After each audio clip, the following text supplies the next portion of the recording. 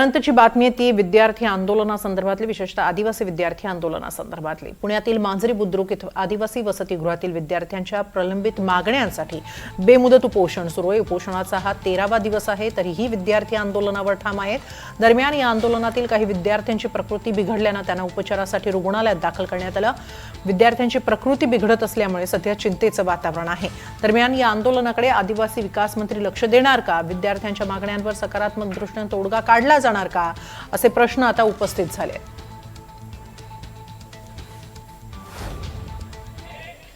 जोपर्यंत सरकार या सर्व मागण्यांवर ठाम निर्णय घेत नाही तोपर्यंत हे आंदोलन चालू होईल। आमच्या जीवाला काय झालं तरी चालेल, आम्ही समाजासाठी समर्पित होण्यासाठी तयार आहोत। आम्ही आमचं बलिदान समाजासाठी व्हायला तयार आहोत।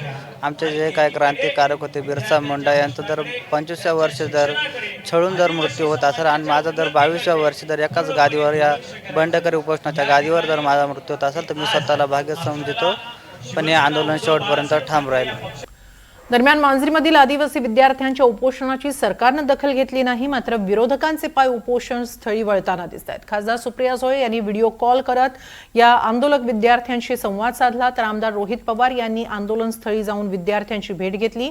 तसंच वंचित बहुजन आघाडीचे नेते सुजात आंबेडकर यांनी देखील विद्यार्थ्यांची भेट घेतली। पुण्यातील आदिवासी विद्यार्थी आंदोलकांची आज विरोधी पक्षातल्या नेत्यांनी चर्चा केली, भेट घेतली। सुप्रिया सुळे यांनी व्हिडिओ कॉल करून या आंदोलक विद्यार्थ्यांशी चर्चा करत त्यांच्या तब्येतीची विचारपूस केली, तर रोहित पवार हे देखील पुण्यातील आंदोलनस्थळी दाखल झाले। काही दिवसांपूर्वीच ते नागपूरमधल्या आंदोलनस्थळी गेले होते, तर आज त्यांनी पुण्यातील आंदोलनस्थळी भेट देत विद्यार्थ्यांशी चर्चा केली आणि यावेळी सरकारवर जोरदार टीका सुद्धा केली। तर तत्पूर्वी वंचित बहुजन आघाडीचे नेते सुजात आंबेडकर हे देखील या आंदोलनस्थळी दाखल झाले आणि त्यांनी देखील या आंदोलकांशी चर्चा करत त्यांच्या मागण्या काय आहेत हे ऐकून घेतलं।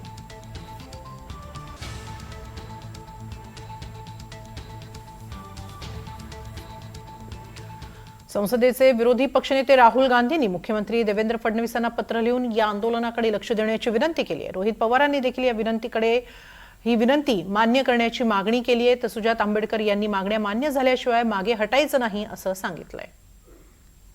विषय अडचणी सुटणं, मुला मुलींच्या अडचणी सुटणं हे तुमचं प्राधान्य असावं आणि त्या दृष्टिकोनातून या आज नाही तर उद्या तुम्ही तुमच्या मुख्यमंत्र्यांकडे बसून तुम्ही निर्णय घ्याल अशी आम्ही अपेक्षा करतो।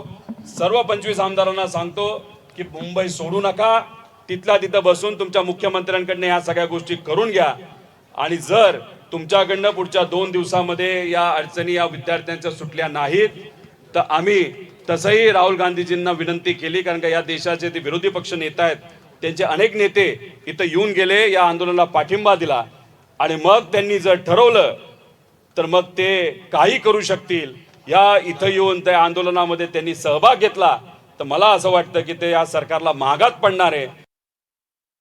त्या सरकारचा आम्ही धिक्कार करतो आणि त्यांना हेच सांगून ठेवतो की आज इकडे मुख्यमंत्र्यांना आमची बाजू मांडायला लागते, मुख्यमंत्र्यांना आमच्याबद्दल बोलायला लागतंय। उईके मंत्री जे आहेत त्यांना मुख्यमंत्र्यांना आपला इश्यू घेऊन जायला लागतोय, कारण आज विद्यार्थ्यांनी आंदोलनाची भूमिका घेतलेली आहे आणि आपण दिल्लीमध्ये दाखवलंय, नेपाळमध्ये दाखवलंय, झारखंडमध्ये दाखवलंय की जेव्हा इकडचा विद्यार्थी आंदोलनावरती उठतो तेव्हा सरकारला त्यांच्याशी बसायला लागतं, बोलायला लागतं आणि आपल्या मागण्या ऐकायला लागतात। म्हणून जेव्हा सरकार सांगतं की कोणत्याही वसतिगृहातला राहणारा विद्यार्थी आंदोलन करणार नाही, आपण त्या सरकारचा GR उडून लावू आणि आपण इकडेच आंदोलन करू। तर तिथे नागपूरमध्ये आदिवासी विकास विभागाच्या कार्यालय परिसरात विद्यार्थ्यांनी रात्रभर ठिय्या मांडला। या आंदोलनानंतर आदिवासी विकास मंत्री अशोक उईके यांनी आंदोलकांची भेट घेतली, त्यांच्या मागण्या मान्य केल्याचं सांगितलं। वसतिगृह प्रवेशासाठीची वयोमर्यादा रद्द करावी यासह विविध मागण्यांसाठी हे आंदोलन करण्यात येत आहे। मात्र आज अशोक उईके यांनी वसतिगृहातील वयोमर्यादेला स्थगिती देण्याचा निर्णय जाहीर केला। प्रवेशाकरिता असलेली वयाची अट जी आहे, वयोमर्यादा आहे, दिनांक 14 ऑगस्ट 2026चा शासन निर्णयाच्या अधीन राहून वयोमर्यादा 30 होती त्या वयोमर्यादाला सर्व आमदार खासदार यांच्या सूचनेनुसार चर्चेनुसार स्थगिती देण्यात आलेली आहे. त्यामध्ये प्रवेशासाठी कोणाचीही वयाची अट राहणार नाही. दरम्यान मंत्री अशोक उईके यांनी वसतिगृहात वयोमर्यादेचा नियम शिथिल केल्यानंतरही आदिवासी विद्यार्थी हे आंदोलनावर ठाम राहिलेत. फक्त वयोमर्यादेची अट मान्य झाली आहे, तरी इतर मागण्या मात्र मान्य झालेल्या नाहीयेत, असं विद्यार्थ्यांचं म्हणणं आहे. 5 ऑगस्टचा जो GR निघालेला होता त्या GRमध्ये नाही का वयाची अट टाकलेली होती. आमचं म्हणणं हेच आहे की जसं शिक्षणाला वयाची अट नाही तसंच म्हणजे वसतिगृहाला का आम्हाला वसतिगृहाला पण वयाची अट नको आहे. तसेच मग सुधारित GR त्यांनी काढलेला होता, त्याच्यामध्ये त्यांनी वयाची अट 30 केलेली होती. पण आम्हाला ते पण मान्य नाही, आम्हाला संपूर्ण GR रद्द करायचं. डिपार्टमेंटचा जो पैसा आहे, जवळपास आदिवासी विकास विभागाचं जे बजेट आहे, हे बजेट दरवर्षी 65% खर्चच होत नाही, तर बाकी पैसा जाते कुठं हा आमचा त्यांचा प्रश्न आहे. आणि जो GR आहे, जो GR 5 ऑगस्ट आणि 14 ऑगस्टचा जो GR आहे तो रद्द करण्यात यावा.